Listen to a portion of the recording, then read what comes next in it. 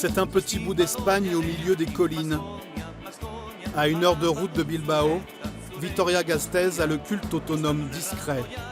Et pourtant, vous êtes bien dans la capitale du Pays Basque. 250 000 habitants qui ne font pas de bruit, sauf quand ils se rendent là-bas, dans l'impressionnante salle de 15 000 places du Baskonia.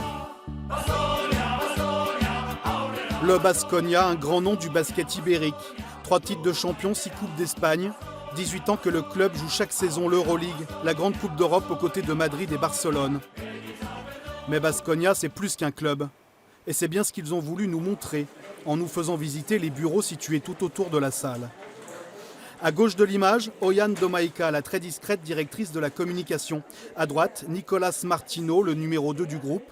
C'est lui qui est chargé de nous expliquer le rôle de Baskonia dans l'avenir du FC Sochaux. Nous avons un contrat de management et nous avons donc le contrôle total de tout ce qui concerne le développement du FC Sochaux.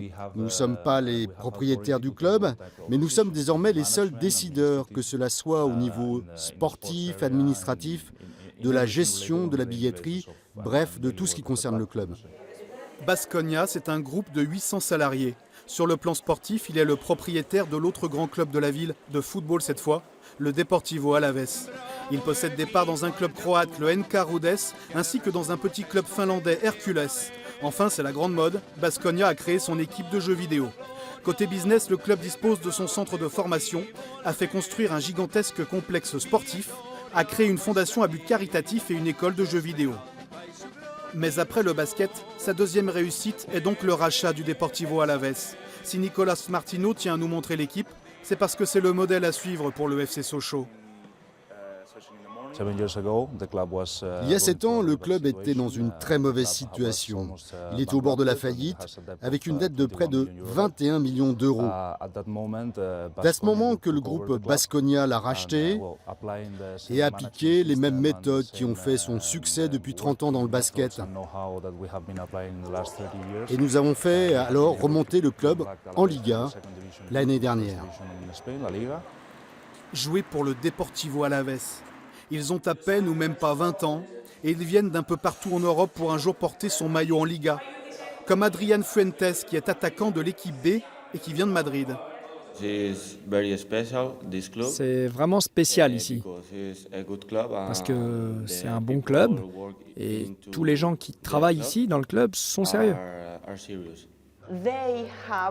Ils ont tout à disposition pour réussir et pour s'améliorer en tant qu'individu et en tant que joueur.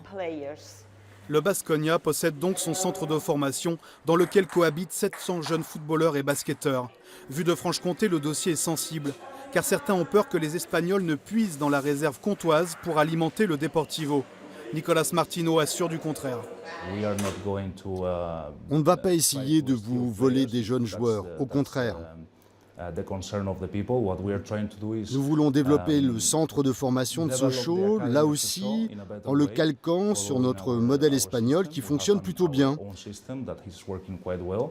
Et nous pensons qu'on peut y arriver plutôt rapidement. Baskonia veut tenter de rassurer les fans sochaliens en montrant qu'il a les reins solides. À l'image de ce gigantesque complexe sportif que le groupe a entièrement financé avec pour le grand public salle de fitness et piscine. Et pour son équipe de basket, une salle d'entraînement dernier cri. C'est un club qui est très ambitieux. Quand ils commencent quelque chose, ils veulent vraiment aller le plus loin possible. Ils veulent gagner des choses. Donc je pense vraiment que c'est quelque chose de fort. Toi, tu supportais pas Sochaux? Pour l'instant, non, mais peut-être que ça a commencé. Mais il reste des zones d'ombre, le budget alloué à Baskonia par l'EDUS et les capacités des Basques à user de leur réseau pour faire venir un entraîneur et des bons joueurs, mais ici on y croit. Allez, Sochaux. Qui pouvait imaginer il y a encore un mois que Vitoria-Gasteiz, situé à 900 km du stade Bonal, allait autant compter dans le futur du club comtois.